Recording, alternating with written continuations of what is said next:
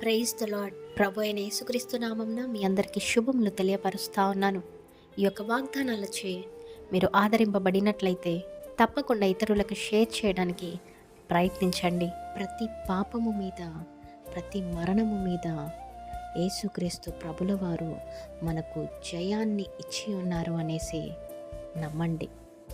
ఆయన తిరిగిచ్చి పునరుత్థానం పొందుకున్నాడు కనుక ప్రతి శత్రువు పైన మనకు విజయాన్ని ఇచ్చి ఉన్నాడు అనేసి విశ్వసించండి. ఈరోజు చాలామంది అనుకుంటూ ఉంటారు, వాళ్ళ సొంత శక్తి వలననే మా జీవితాలలో జయ జీవితాన్ని కలిగి ఉన్నాము, మా జీవితాలలో మా సొంత జ్ఞానము వలనే మేము ఈ స్థాయికి వచ్చి ఉన్నాము అనేసి రకరకాలుగా అనుకుంటూ ఉంటారు.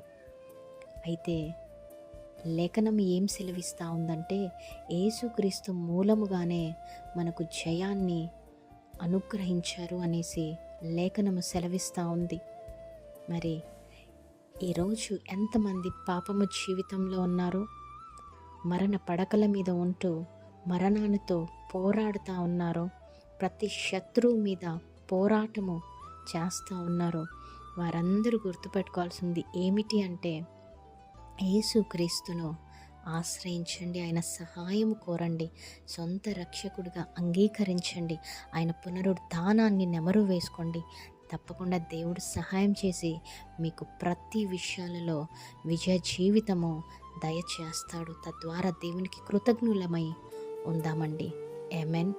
దేవుడు మీ అందరి జీవితాలలో ఈ వాగ్దానము నెరవేర్చునుగాక. Amen. Praise the lord. Have a great day.